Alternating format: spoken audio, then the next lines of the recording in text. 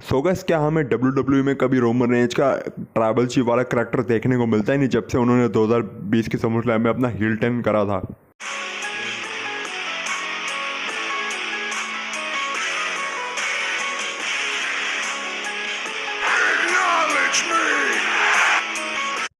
So guys, अपनी सबसे पहले स्टोरी से शुरुआत करते हैं जो जुड़े केविन ओवेंस से। तो 1-1.5 साल का टाइम हो गया केविन ओवेंस हमको WWE में नहीं देखने को मिले। रेसलमेनिया 41 के टाइम पे आपको पता है कि नेक इंजरी केविन ओवेंस को हो गई थी, जिसकी वजह से उनका जो मैच था रेसलमेनिया 41 में रैंडी ऑर्टन के साथ वो भी कैंसिल होता हमको नजर आया था। तो फैंस अब केविन ओवेंस के रिटर्न की डिमांड कर रहे हैं और केविन ओवेंस के रिटर्न्स की उम्मीदें लगा रही केविन ओवेंस जल्दी से रिंग में वापस आ जाए। तो WWE ने केविन ओवेंस के रिटर्न्स कंफर्म कर दिया है।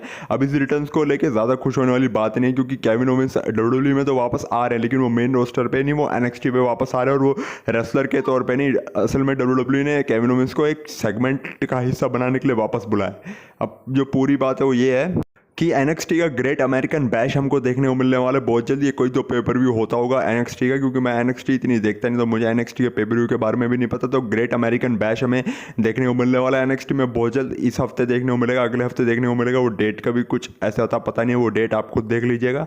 तो ग्रेट अमेरिकन बैश में WWE ने एक सेगमेंट रखा है, जिस सेगमेंट का नाम आई थिंक टिल गेट करके कुछ है। टिल गेट आपको पता ही होगी, कोई भी बड़े इवेंट शुरू होने से पहले आपको पता है कि लोग अपना खाना पीना इंजॉय करते हैं और ऐसे खुशी का माहौल बनाते हैं, तो टेल गेटिंग उसी को ही कहा जाता है। तो NXT मतलब NXT के ग्रेट अमेरिकन बैश में भी हमें टेल गेटिंग का एक सेगमेंट देखने को मिलने वाला है। तो उस सेगमेंट का केविन ओवेंस पार्ट बनेगा, मतलब उस सेगमेंट के लिए केविन ओवेंस WWE में वापस आ रहे हैं।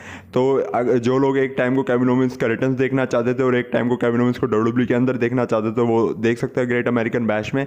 लेकिन सैड न्यूज़ ये है कि केविन ओवेंस रेसलर के रूप में वापस नहीं आ रहे, बल्कि वो एक सेगमेंट का पार्ट बनने के लिए वापस आ रहे हैं। तो आपके इस बारे में क्या थॉट्स हैं, आप लोग मुझे कमेंट सेक्शन में ज़रूर बताइएगा।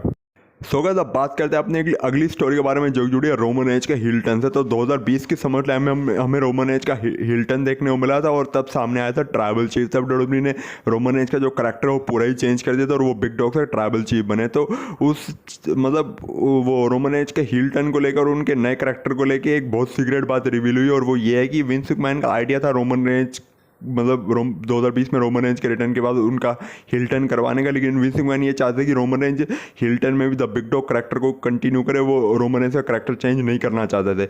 विंस मैकमैन का ये प्लान था कि रोमन रेंज का हिल टर्न करवाया जाएगा। वो मतलब पोलेमन उनके एडवोकेट बनेगा, पोलेमन और रोमन रेंज का पेयर बनेगा। लेकिन जो रोमन रेंज वो बिग डॉग वाला करैक्टर ही कंटिन्यू करेंगे, वो ट्राइबल चीफ नहीं बनेंगे। लेकिन जो पोलेमन है उन्होंने विंस मैकमैन को कन्वे करा था कि रोमन रेंज को एक नया करैक्टर देना चाहिए, रोमन रेंज का मतलब करैक्टर पूरा ही चेंज करना चाहिए, रोमन रेंज को कंप्लीटली चेंज करना चाहिए। तब उन्होंने एक नए करैक्टर का आइडिया दिया पोलेमन ने विंस मैकमैन को, और वो आइडिया था ट्राइबल चीफ, जो कि विंस मैकमैन को पहले तो पसंद नहीं आया। लेकिन आगे चल के जब रोमन रेंज इस करैक्टर में सक्सेसफुल हो गए, तब विंस मैकमैन को वो वाला आइडिया आगे चल के बहुत ज़्यादा पसंद आया। तो ये कुछ मतलब सीक्रेट बात थी रोमन रेंज के हिल टर्न को लेकर और उनके करैक्टर चेंज को लेकर। तो आपके इस बारे में क्या थॉट्स हैं, आप लोग मुझे कमेंट सेक्शन में ज़रूर बताइएगा। सो गाइस, अब बात करते हैं अपनी फाइनल स्टोरी के बारे में जो जुड़ी है रोमन रेंज से। तो रेसलमेनिया 42 में रोमन रेंज ने CM पंक को हरा के वर्ल्ड हेवीवेट चैंपियनशिप जीती थी, और उसके बाद से काफ़ी सारे फैंस ये सोच रहे थे कि अब जो रेसलमेनिया 42 के बाद जो रोमन रेंज की पहली फ्यूड शुरू होने वाली है वो गुंथर के साथ होने वाली है। उस टाइम पे WWE ने ऐसा कुछ टीज भी करा था, लेकिन फिर बाद में जो गुंथर है वो स्मैकडाउन लाइव में चले गए और वो कोडी रोड्स के साथ बिजी हो गए, और फिर रो में हमने रोमन रेंज और जेकब फाडू की फ्यूड स्टार्ट होती हुई नजर आई।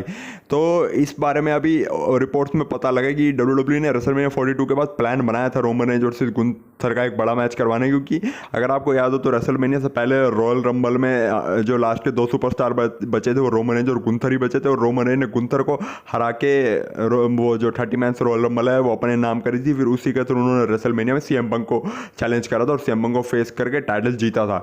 तो ऐसे में मतलब जब रॉयल रंबल में रोमन रेंज और गुंथर का फेस हुआ था और लास्ट के 2 ओपोनेंट जब यही बचे थे, उसके बाद से जो फैंस है वो रोमन रेंज और गुंथर के बीच एक सिंगल्स मैच देखना चाहते थे। और WWE ने रेसलमेनिया 42 के बाद प्लान करा था कि वो रोमन रेंज और गुंथर की स्टोरी लाइन शुरू करेगी और रोमन रेंज और गुंथर का फर्स्ट एवर मैच करवाएगी। लेकिन वो प्लान बाद में कैंसिल हो गया, और वो प्लान बाद में इसलिए कैंसिल हुआ क्योंकि रिपोर्ट्स के थ्रू ऐसा पता लगी कि रोमन रेंज को ये वाला प्लान पसंद नहीं आया, तो रोमन रेंज ने ये वाला प्लान रिजेक्ट कर दिया था। अब रोमन रेंज WWE के इतने बड़े सुपरस्टार है, तो फिर उनके लिए जितने भी प्लान्स बनाए जाते हैं, और कभी कभार तो ऐसा भी होता है क्रिएटिव टीम में रोमन रेंज खुद इन्वॉल्व होते हैं। मतलब जितने भी क्रिएटिव टीम रोमन रेंज के लिए प्लान बनाती है ना, कई बार रोमन रेंज उनको मतलब देख के एग्री या फिर डिसएग्री करते हैं। तो ऐसे में रिपोर्ट्स में बताया जा रहा है कि जब डब्ल्यूडब्ल्यू ने रोमन रेंज वर्सेस गुंथर के मैच का प्लान बनाया तो वो प्लान रोमन रेंज को पसंद नहीं आया, इसलिए रोमन रेंज ने वो प्लान रिजेक्ट कर दिया। तो उस चक्कर में हमें रेसलमेनिया के बाद जैसा लग रहा था कि गुंथर वर्सेस रोमन रेंज का मैच देखने को मिलेगा, वो चीज़ हमको नहीं देखने को मिली।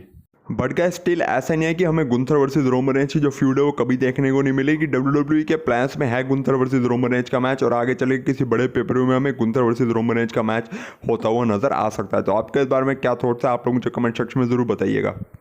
तो बस गाइस आज की वीडियो यहीं तक थी। आई होप आपको वीडियो जरूर अच्छी लगी होगी, तो लाइक करें, तो कई मैं चाहें इसके अलावा कमेंट पे आप लोग अपने थॉट्स बता सकते हो। बाकी अगर आप लोग चैनल बने हो तो चैनल को सब्सक्राइब करके बेल आइकन कॉल पर प्रेस कर लो, क्योंकि इस चैनल पर रेसलिंग कंटेंट आता रहता है। और अगर आप लोग रेसलिंग के बड़े वाले फैन हो तो जरूर से आप लोग चैनल को सब्सक्राइब करके बेल आइकन कॉल पर प्रेस कर सकते हो ऐसे इंटरेस्टिंग कॉन्टेंट के लिए। बाकी मैं मिलता हूँ आपसे अपनी नेक्स्ट वीडियो में, तब तक के लिए bye bye and take care.